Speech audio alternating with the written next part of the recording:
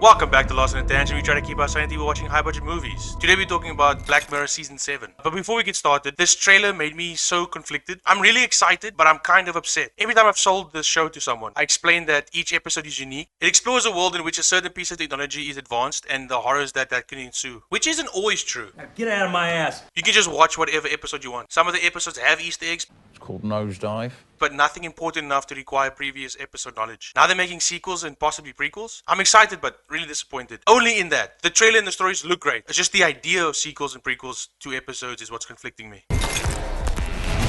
Rivermind is a revolution in neurological science. This looks really cool. I don't know if she was like in a vegetative state and they're using technology to allow her to be active, or she was depressed and that counteracts it. All I know is that he couldn't afford premium, so she's getting hit with the YouTube ads. Have you tried Espresso Grande? I've only seen these actors in comedies, so seeing them in something this serious is going to be exciting. No, she changes things. I've got nothing for this. It looks intriguing and I'm excited about that, but it really didn't show much. So I'm guessing that the concept is too specific that any information would be a spoiler. She's in there, but I can't see her. The concept for this episode is really cool. And this actor in this depressing role, oh yeah, we're gonna have fun. My theory for this is that he's delusional and he never actually knew her. Like a Munchausen by proxy kind of a thing, like, but for grieving people. So he saw people grieving and he deluded himself so much that him not seeing her in his memories is fucking him up. Get me out of here. That, or the technology is erasing his memories instead of revisiting them as some sort of punishment. Like the blocking thing from White Christmas. I don't know. These things always have like a Bollywood twist. Redream is a system. No, God! No, God, please, no! We're making the movie in real time. They're AIs. This feels like a spiritual successor to Jonas Awful and Playtest, where Jonas Awful is a non-consensual use of AI for media production. The entire show is CGI. It's generated by some kind of super advanced, deep fake quantum computer mumbo jumbo. And Playtest was in a virtually surreal game that had procedurally generated events. It learns and adapts on the fly. It'll monitor your brain activity and try and work out how best to frighten you.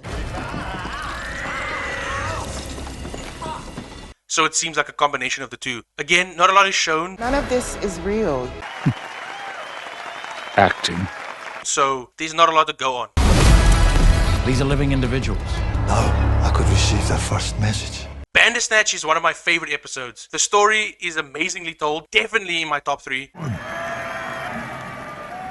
My favorite scene is this philosophical discussion of Pac-Man. The whole thing's a metaphor. He thinks he's got free will, but really, he's trapped in a maze. All he can do is consume. He's pursued by demons that are probably just in his own head. And even if he does manage to escape by slipping out one side of the maze, he comes right back in the other side. It's a fucking nightmare world. And the worst thing is, it's real and we live in it. I think that this is a prequel because the only way to continue this episode was to allow him to, Fair enough. I really like this character, so I'm glad he's making a return. You see? Conflicted. Mirrors let you move through time. What? And this actor is really cool. I think he might be playing the character referenced in this episode. The one that went crazy, questioned his existence and free will, and then, killed his wife by decapitation. Jerome F. Davies was a genius. Didn't he go bonkers and cut his wife's head off? Like I said, great episode. 30 million players versus the 5 of us. We are fucked.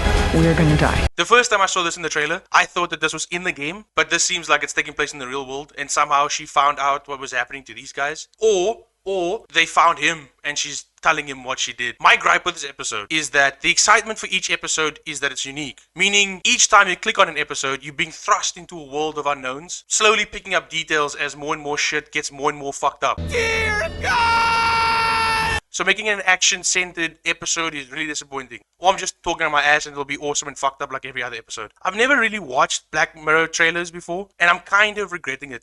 Shit. As I said earlier, the excitement comes from not knowing. So I'm hoping that they didn't give too much away and that my theories and ideas are either wrong, fucking hopefully they're wrong, or it's only a very, very small part of the concept of the episode.